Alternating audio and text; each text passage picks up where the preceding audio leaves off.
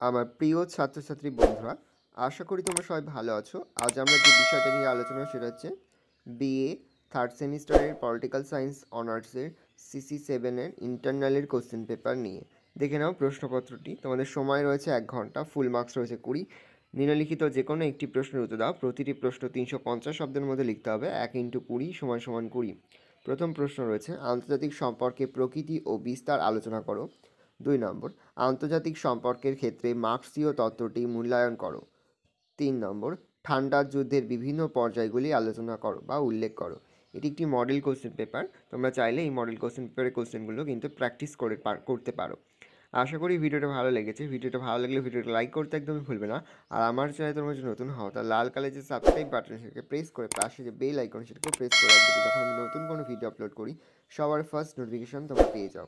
আর যারা ইতিমধ্যে আমার ইউটিউব চ্যানেল সাবস্ক্রাইব করে দিয়েছো তাদেরকে অসংখ্য ধন্যবাদ। আর এই ভিডিওটি আমার বন্ধু বান্ধবের মধ্যেও অনেক শেয়ার করে দাও।